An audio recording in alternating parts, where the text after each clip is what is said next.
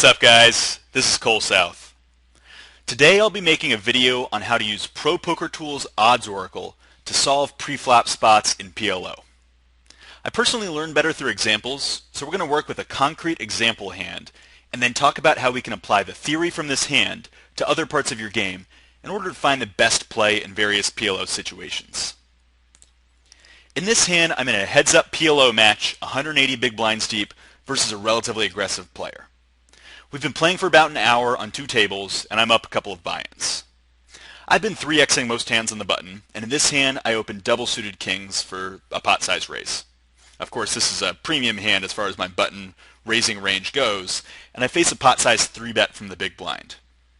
So now I've got a decision. Obviously I'm not folding, but should I call or 4-bet?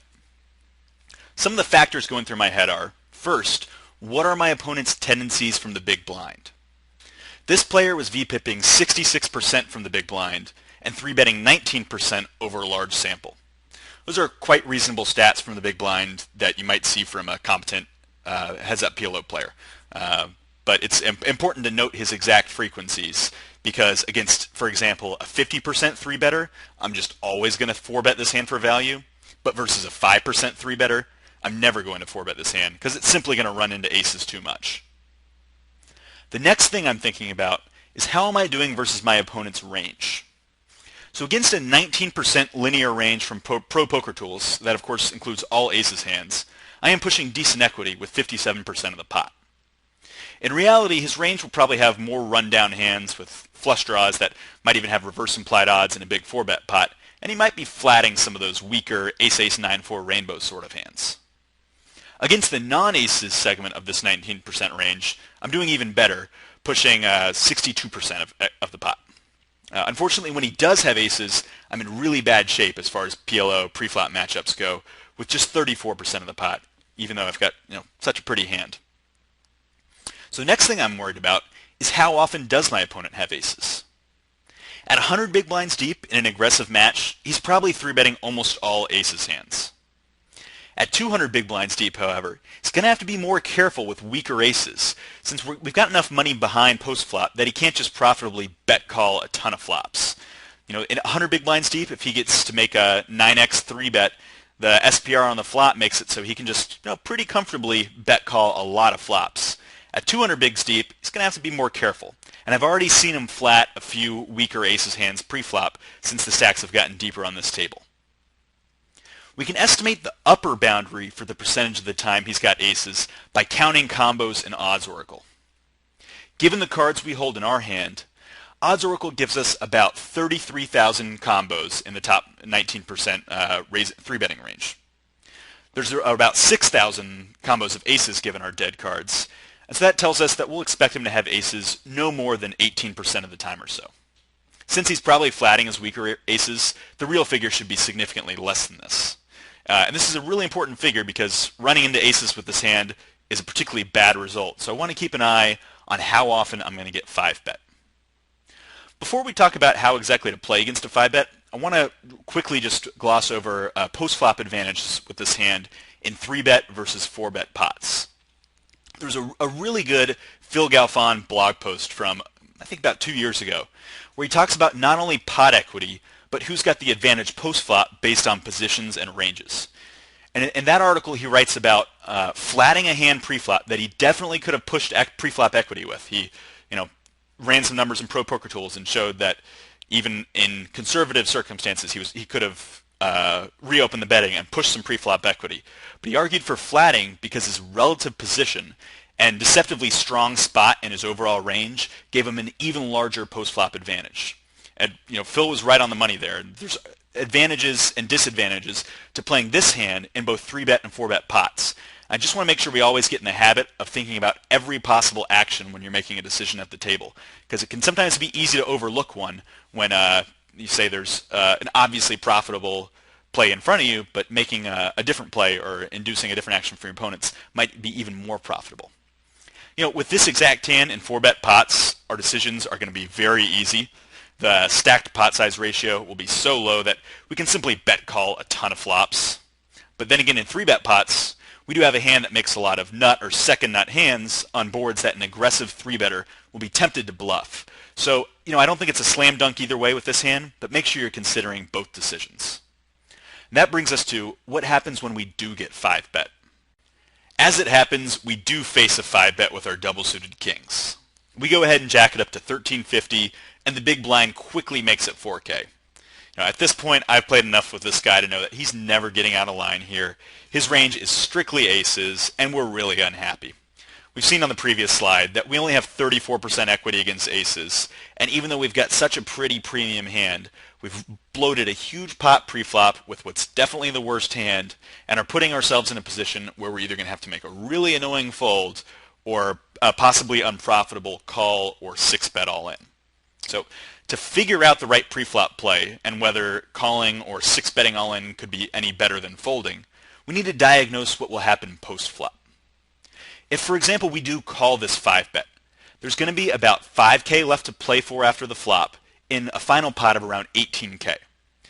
That tells us that we're going to need to flop 28.2% equity on the flop in order to stack off.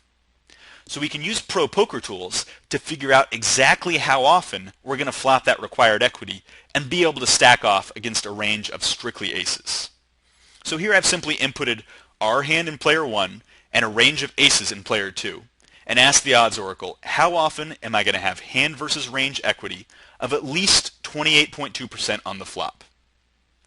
Odds oracle tells us that we'll have this required equity 46.4% of the time. So a little under half the time, we're going to be able to stack off on the flop. Now this is an important part of the picture, but the other stat that we really need is our average all-in equity when we do stack off on the flop. So there are a couple ways to calculate this. It used to be that you would have to come up with this flop equity graph. And if we say take a look at this equity graph and look at this equity threshold of 28.2% and go down to the frequency that correlates with that number, we'll find out it's in the high 40s, which is exactly what the odds oracle told us would be our stack off frequency. So that helps confirm that we haven't dropped a decimal place or anything yet. Hopefully we won't. And the way you used to have to calculate this was to integrate the area under this curve on the flops that we would stack off on. And that would require doing a little bit of calculus or numerical approximation in order to find out our average all-in equity. There's a much easier way to do this with Pro Poker Tools Odds Oracle now, and that's using the require statement next to the board and dead cards. So here we tell the Odds Oracle to require that player 1, that's our double-suited kings, flops at least 28.2% equity on the flop against our opponent's range of aces. If we run the equity stats then, we find that our average all-in equity when we do stack off is just over 55%. Armed with these two numbers, both the frequency of stacking off and the average equity when we do, we can see if calling this 5-bet is profitable. To calculate the expectation of calling the 5-bet, we're going to take a look at both post-flop scenarios. First, calling pre-flop but folding the flop, and then stacking off all the way. So 54% of the time, we're just not going to flop the required 28% equity against aces, and we'll have to fold the flop, losing 26.50 in the process. The other 46% of the time, we will flop the required 28% equity against aces, and we'll have to stack off.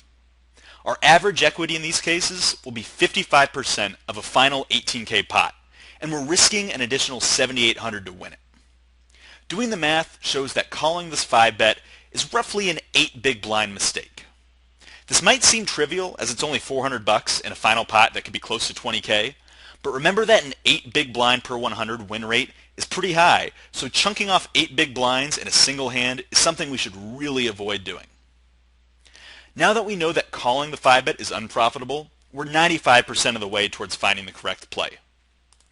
Calculating the expectation of 6-betting all in is pretty straightforward. We're risking 78.28 with 34% equity to win a final pot of about 18K, and we'll find that 6-betting loses us about $1,600. This lines up with intuition. 6-betting all in has to be worse than calling the 5-bet and then selectively stacking off on the better half of flops where we actually have odds versus our opponent's range. It's really important to remember that folding is always zero EV. The money we've already invested is a sunk cost, and we can always escape the hand without further damage by just folding. Since calling the 5-bet and 6-betting all-in turned out to be unprofitable, folding here is the correct play, even though it might be painful to fold premium double-suited kings pre-flop. Just to make it clear that this isn't a simple duh make folds against aces idea, let's go ahead and change the second king in our hand to the 9 of clubs. If we run the numbers through Odds Oracle again, we'll see that we're going to flop the required 28.2% equity to stack off against aces a whopping 69% of the time. And our average all-in equity does decrease a bit, but it's still about 50%. If we plug those numbers into our formula, we see that now calling the 5-bet is profitable, netting us a couple of big blinds.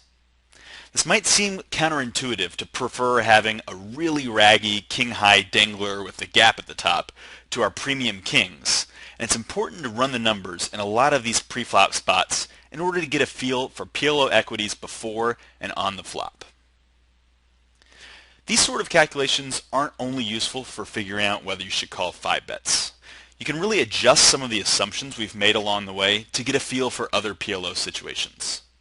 Take, for example, if the SPR is significantly lower or higher, say from single raise pots to 3-bet pots to 5-bet pots. Or what if our opponent check folds some of the flops where our equity is highest? Say we have like 5, 6, 7, 8 double suited and our opponent is check folding the occasional flop where we flop a straight or flop a flush, but of course getting it in if he's got us overflushed. Lastly, what if we have like some sort of post-flop advantage, whether that's position or fold equity or some other advantage in the hand not directly related to our pre-flop equity? It's important to realize that a lot of these concepts really come down to SPR at the bottom of things. It's going to be hard to have any fold equity if your opponent has a very strong range and the SPR is 1. I mean, if he's got aces in that scenario, he can ship it in every time unexploitably on the flop, of course, and you're never going to be able to bluff him. On the other hand, if the SPR is 15, our draws might have some serious semi-bluffing value.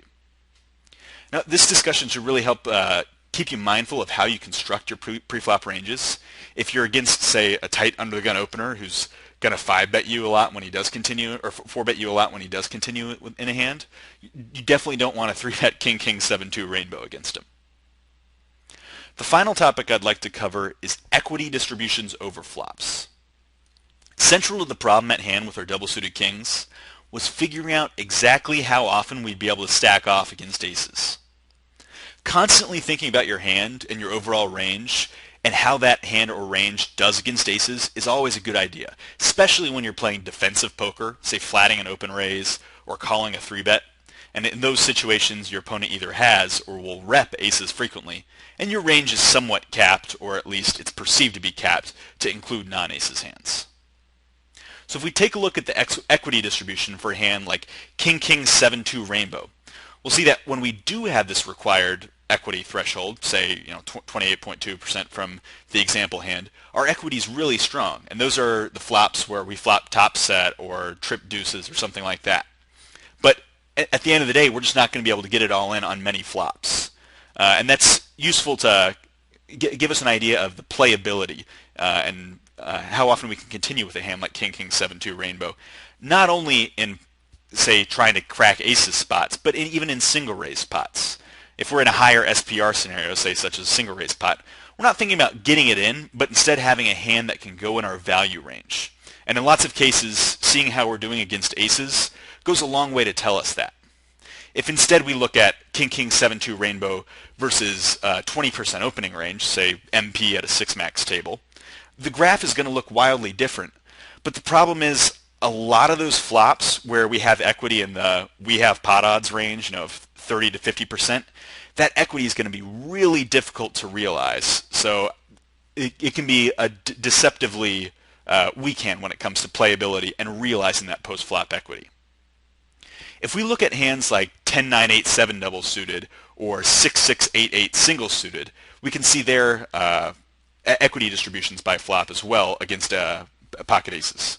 With 10-9-7-8, we see that the equities are distributed over a wide range of flops, and then if we look at that threshold, we're going to be able to stack off, if we're looking for 28%, on 70% or more of flops. So we're very frequently going to be able to get it in there. On 6-6-8-8 single suited, we see a little bit more of a cliff, which is to be expected with a hand that's going to flop a set relatively often, and when it does, it's going to be a big favorite. Occasionally flop an open ender or a flush draw and have anywhere between 8 to 12 outs, and then a fair amount of time just going to whiff the flop and have to check fold against aces. Kind of looking at those equity distributions is really going to help you get a more accurate feel for when you're going to be able to continue with hands in low SPR spots and when you can have value hands in higher SPR spots. Thanks for bearing with me on this video. I know the heavier math might seem dry, but it's a really important concept to understand and apply to your PLO game. Feel free to leave any comments and questions on this topic, or let me know what you all would like to see for the next video, and I'll be happy to get back to you quickly. Good luck at the tables.